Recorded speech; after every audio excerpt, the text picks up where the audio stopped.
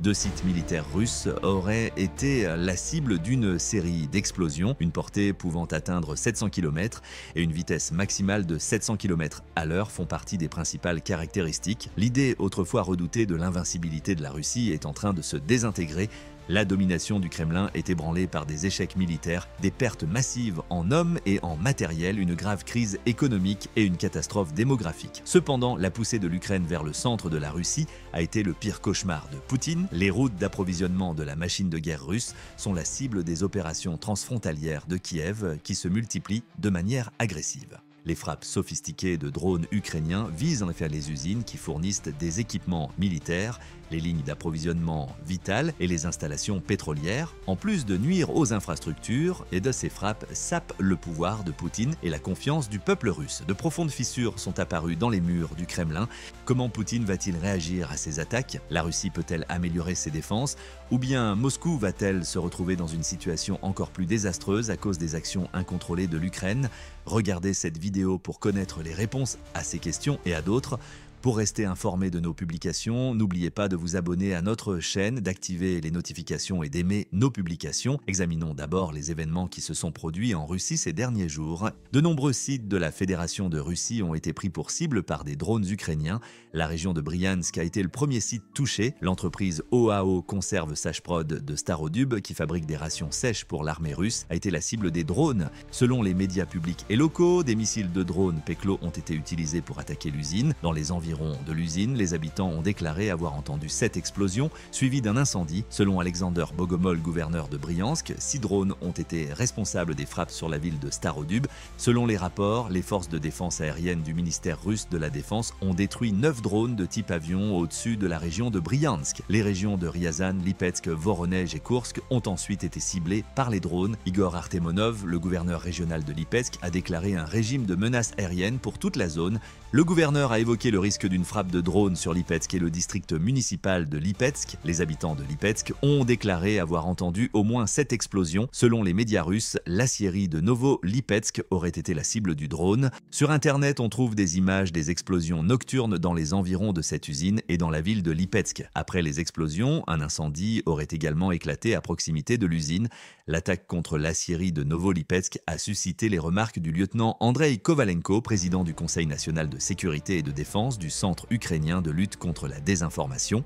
Cette usine est l'une des plus grandes exploitations métallurgiques de la Fédération de Russie, a déclaré Kovalenko. L'usine est cruciale pour l'approvisionnement du complexe industriel russe, qui comprend l'industrie de la défense. NLMK fabrique une variété de produits métalliques utilisés dans la construction navale, les véhicules blindés et l'équipement militaire. L'acier de NLMK est utilisé dans la fabrication d'avions, de missiles et de véhicules blindés, en particulier les coques des véhicules de combat. L'acier de Novo-Lipetsk est utilisé pour construire des sous-marins et des navires militaires russes. Les véhicules blindés sont réparés et modernisés avec l'acier de NLMK. Par conséquent, NLMK va être considérée comme une entreprise stratégique de la Fédération de Russie et ses activités sont étroitement liées aux composantes militaires et économiques du Kremlin. La région de Ryazan était la prochaine destination du drone. De nombreuses explosions ont été entendues à Ryazan et des drones peuvent effectuer entre des frappes de défense aérienne et des frappes aériennes. Selon les médias locaux, les systèmes de défense aérienne ont abattu un drone au-dessus du territoire de Ryazan, selon le gouverneur de Ryazan, Peter Malkov. Selon Malkov, une vidéo de l'attaque du drone a été mise en ligne et les habitants ont affirmé avoir entendu des explosions près de la raffinerie de Ryazan. La région de Voronezh a signalé au moins 6 explosions. Il est possible qu'une distillerie de Boutalinovka ait été la cible de l'attaque du drone. Selon le gouverneur local, Alexander Gouzev, le personnel de la défense aérienne dans le ciel de Voronezh a trouvé et détruit le drone numéro 1. Le gouverneur a déclaré qu'il n'y avait pas eu de victimes, bien que les fenêtres d'un appartement aient été endommagées par la chute de débris. Enfin, des attaques de drones ont également été signalées dans la région de Kursk, où les forces de défense ukrainiennes mènent toujours des opérations. Selon Kovalenko, chef du centre de contrôle central, des explosions ont été entendues dans toute la ville de Koronevo après l'attaque du drone. Une à une, les attaques meurtrières de drones ukrainiens détruisent des infrastructures russes vitales, et Moscou est manifestement impuissante à les arrêter.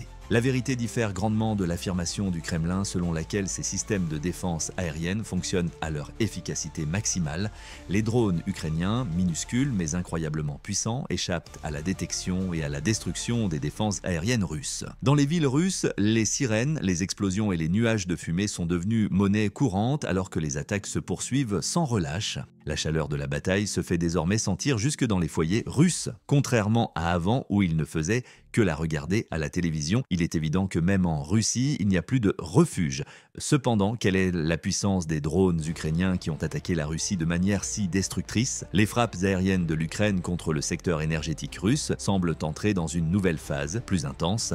Les restrictions sur l'utilisation des armes fournies par l'Occident ont entravé les tentatives de l'Ukraine pour faire reculer l'invasion de la Russie par Poutine, car les alliés de Kiev craignent que la situation ne s'aggrave. Poutine a publiquement averti que toute tentative de lever les restrictions sur les frappes à longue portée en septembre 2024 entraînerait une guerre entre la Russie et l'OTAN, une tactique que le Kremlin a habilement utilisée pour tirer profit de ses inquiétudes. L'Ukraine a donné la priorité à la production nationale de drones et de missiles à longue portée capables de frapper des cibles situées profondément en Russie afin de contourner les sanctions occidentales. L'industrie ukrainienne de la technologie de défense, très créative, et le riche héritage aéronautique de la nation datant de l'ère soviétique ont permis des progrès rapides. Fin 2024, le président ukrainien Volodymyr Zelensky a présenté plusieurs nouveaux drones et missiles de fabrication nationale dotés d'une plus grande portée et d'une charge utile plus importante. Selon les responsables ukrainiens, ils ont l'intention de créer 3000 missiles et 30 000 drones à longue portée cette année. Le commandant en chef, Alexander Serskia, a souligné l'importance des systèmes sans pilote au combat en indiquant que les drones ukrainiens ont tué 22% de cibles russes en plus en février qu'en janvier. Les drones à vue subjective et les bombardiers multirotors restent les outils les plus efficaces, a déclaré le commandant. Selon Serskia, la Russie adopte rapidement les tactiques de guerre des drones ukrainiens et crée ses propres technologies, telles que les drones contrôlés par fibre optique. Pendant ce temps, certains des alliés occidentaux de Kiev financent et offrent une assistance technique pour l'armement à longue portée en expansion de l'Ukraine, réalisant peut-être sa valeur stratégique. Cependant, l'Ukraine n'aura pas assez d'armes à longue portée pour représenter un danger significatif pour les capacités de combat de la Russie avant un certain temps. Les bombardements de l'Ukraine atteignent actuellement des objectifs plus modestes, comme saboter le secteur énergétique russe, mettre la pression sur les maigres défenses aériennes du Kremlin et saper les tentatives de Moscou pour protéger les Russes ordinaires du conflit.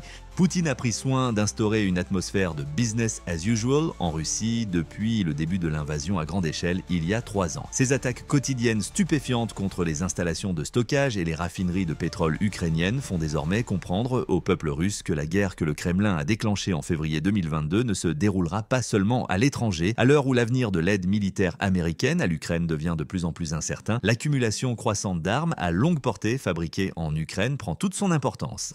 Les États-Unis et d'autres alliés occidentaux ont fourni des munitions essentielles à l'armée ukrainienne pendant le conflit. Mais aujourd'hui, le secteur national ukrainien de l'armement attire l'attention. Les drones avancés, tels que le Peklo utilisé lors des attaques les plus récentes, sont un exemple concret des progrès de l'Ukraine dans le développement de l'armement. Quelles sont donc les caractéristiques des missiles du drone Peklo qui ont mené ces attaques? La dernière arme de fabrication locale, appelée Peklo ou Enfer en ukrainien, est beaucoup plus mobile que les missiles balistiques tactiques et le personnel occidental en stock à Kiev. Selon les rapports, Peklo peut parcourir jusqu'à 700 km à une vitesse de 700 km par heure. Le missile drone Peklo est une nouvelle arme dans l'arsenal des forces de défense ukrainiennes qui peut frapper des cibles militaires à l'intérieur de la Fédération de Russie grâce à son rapport de portée, la capacité des missiles de drone à modifier leur trajectoire, à franchir des obstacles et à fonctionner dans des situations où les armes de guerre électroniques sont contrées les distinguent des missiles conventionnels. Le missile UAV peut être lancé à partir de vecteurs aériens plutôt que du sol, comme l'indiquent les structures de montage sur la partie supérieure de son fuselage. Des avions de chasse, par exemple. Cela améliore les capacités technologiques et tactiques de Peklo, ainsi que sa capacité à frapper des cibles dans les zones profondes de la Fédération de Russie. En termes de mesure, Peklo est censé mesurer environ 2 mètres de long et d'envergure. Il est improbable que l'ogive pèse plus de 50 kg en raison de la petite taille du missile. Conceptuellement, cette estimation est analogue à des systèmes comme le Barracuda d'Anduril. Bien qu'il soit physiquement possible d'augmenter le poids de l'ogive, cela réduirait d'autant la portée du missile. Un minuscule turboréacteur propulse le Peklo, bien que le modèle exact soit encore inconnu. Des valeurs de poussée de 400 à 600 newtons qui peuvent être atteintes avec des moteurs pesant de 4 à 8 kg pourraient être adéquates pour de tels systèmes aéroportés. Les moteurs pesant environ 17 kg peuvent supporter une poussée maximale de 1500 Newton. Le prix estimé du missile drone Peklo, c'est d'1 million de dollars. L'Ukraine est capable d'infliger de lourdes pertes à la Russie à un coût minime. Le dirigeant russe pourrait être contraint de réévaluer la probabilité d'une invasion si l'Ukraine intensifie la vague actuelle de frappes contre le secteur énergétique russe, économiquement crucial mais fragile. Où en est la paix dans le conflit en Ukraine? Après 3 ans de conflit, l'Ukraine a accepté un accord de cessez-le-feu de 30 jours avec la Russie, selon les États-Unis. Cette déclaration fait suite à une tournure surprenante des événements le 10 mars, lorsque le président ukrainien Volodymyr Zelensky s'est rendu en Arabie Saoudite pour des négociations de paix. Il appartient désormais à la Russie d'accepter ou non le plan de cessez-le-feu. Selon le dirigeant ukrainien, la récente altercation de Zelensky avec le président américain Donald Trump et le vice-président J.D. Vance à la Maison-Blanche n'aurait pas pu être pire. Zelensky a été la cible d'insultes vicieuses de la part de Trump et de Vance avant que leur réunion ne se termine soudainement. Au début, l'issue de la réunion semblait encore pire que la réunion elle-même. Trump a cessé de fournir une aide militaire matérielle à l'Ukraine le 3 mars et les États-Unis ont cessé d'échanger des renseignements avec l'Ukraine 2 jours plus tard. Depuis que l'Ukraine a accepté une offre de cessez-le-feu, le jugement des services de renseignement a été annulé. Trump s'est engagé tout au long de sa campagne présidentielle à mettre fin à la guerre en un jour. Depuis qu'il a obtenu un second mandat, Trump s'est parfois montré indifférent, voire hostile à l'égard de la Russie. Cependant, il semble qu'il cherche à obtenir une victoire internationale en raison des troubles intérieurs attisés par nombre de ses programmes. L'Ukraine est concernée, mais le dirigeant ukrainien a dû s'adapter à l'attention accrue que Trump porte à l'Ukraine ces dernières semaines. Ainsi, dans un monde sans leadership américain, il agit pour renforcer le soutien à l'Ukraine. D'autres facettes de la vision du monde de Trump contribuent à sa fascination pour l'Ukraine. Tout d'abord, Trump semble proche du président russe Vladimir Poutine, malgré les allégations exagérées selon lesquelles il serait un espion russe. Cette intimité est très probablement le résultat de la vision transactionnelle du monde de Poutine et de Trump. Trump, qui se positionne comme un négociateur, peut parvenir à un accord avec Poutine. Deuxièmement, la conviction de Trump selon laquelle les États-Unis en font trop pour assurer la stabilité mondiale et le reste du monde en fait trop peu s'aligne sur le différend russo-ukrainien. C'est particulièrement le cas de l'Europe qui, selon Trump, bénéficie des garanties de sécurité américaines. Troisièmement, bien que ce ne soit pas militairement, Trump pense que l'Ukraine peut soutenir la défense et l'industrie américaine. Le marché est contrôlé par la Chine, que Trump et beaucoup d'autres considèrent comme le principal rival de l'Amérique. Les terres rares de l'Ukraine ont d'importantes ramifications militaires et économiques. Enfin et surtout, Trump a raison de reconnaître que les États-Unis ont une influence sur l'Ukraine. L'Ukraine a pu mener une longue guerre contre un ennemi beaucoup plus puissant grâce en grande partie à l'aide militaire américaine. Les États-Unis tirent de profit des perturbations militaires et économiques de la Russie, mais l'accent mis par Trump sur les objectifs immédiats passe généralement à côté de ce fait. Cependant, Trump n'a pas tenu compte des qualités morales de Zelensky. Zelensky continue de donner la priorité aux intérêts de l'Ukraine malgré les tentatives de Trump de l'exploiter. Le choc de personnalité qui s'en est suivi entre les deux hommes a rendu la rencontre tumultueuse dans le bureau ovale presque inévitable. Il est intriguant que le dirigeant ukrainien ait consenti à la rencontre étant donné les remarques de Trump contre Zelensky avant la réunion. Mais selon les rapports, Zelensky a personnellement fait pression pour obtenir la rencontre et même le président français Emmanuel Macron est intervenu pour l'aider. Le soutien des États-Unis à l'Ukraine s'est affaibli avant le sommet controversé. Depuis que Trump est devenu président, l'Ukraine n'a reçu aucune nouvelle aide. Pour que l'Ukraine survive, un nouveau mécène est nécessaire. Tout au long de la bataille, Zelensky a pris des risques qui n'ont pas tous été avantageux pour lui ou pour l'Ukraine. Cependant, ces dangers ont toujours été mesurés. Un exemple de ce type d'évaluation peut être l'effort de rallier le soutien des alliés non américains de l'Ukraine à la suite de la réunion controversée à la Maison-Blanche. La communauté internationale s'est unie pour soutenir l'Ukraine après le sommet.